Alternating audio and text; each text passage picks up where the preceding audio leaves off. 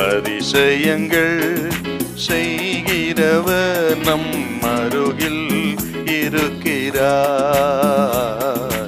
அற்புதங்கள் செய்கிறவர் என்றும் நமக்குள் வசிக்கிறார். சங்கீதம் 56 9வது வசனம். நான் உம்மை நோக்கி கூப்பிடும் நாளில் என் சத்துருக்கள் பின்னிட்டு திரும்புவார்கள்.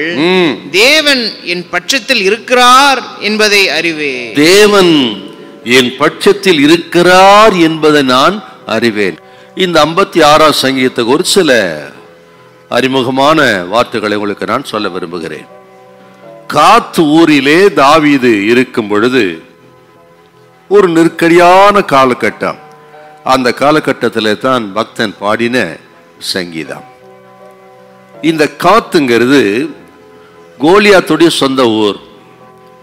ஏலா பள்ளத்தாக்கில் நின்று சவால் விட்டு தாவீதினால் கொல்லப்பட்டவன் கோலியாத், பெலிஸ்தியன்.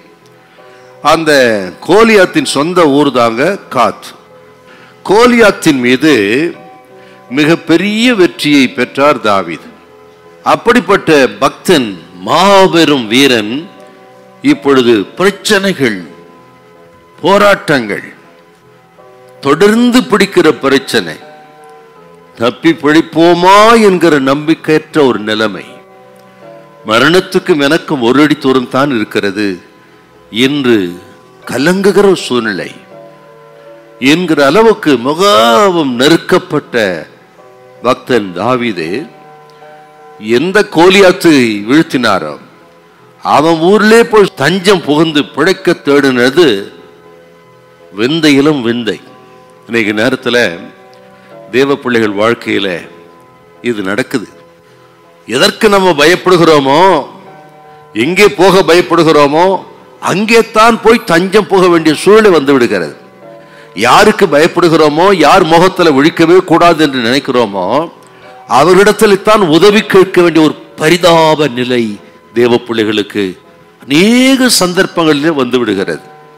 எந்த இடத்துல நாம் வெற்றி பெற்றோமோ, ஆச்சரியமான வெற்றி, ஊரே புகழ அளவுக்கு வெற்றி பெற்ற இடத்துல அதே ஊர் நம்மை தூற்றுகிற அளவுக்கு தலைகுனிந்து விடக்கூடிய சூழ்நிலையும் தேவ பிள்ளைகளுக்கு நடக்கத்தான் செய்கிறது. அதற்கு நல்ல ஒரு திருஷ்டாந்தம் தாவீதின் வாழ்க்கை.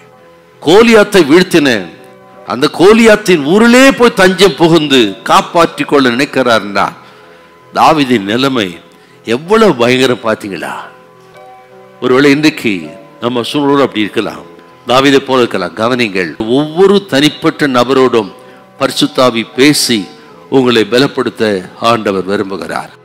உங்களுடைய எல்லாவற்றையும் அறிந்திருக்கிற ஆண்டவர் உங்க பாடுகள் மத்தியில் உங்கள் அருகிலே வந்து உங்களை தாங்கவும் ஏந்தவும் தூக்கி நிறுத்தவும் ஆதரிக்கவும் கர்த்தர் வல்லவர். ஹல்லேலூயா, ஹல்லேலூயா.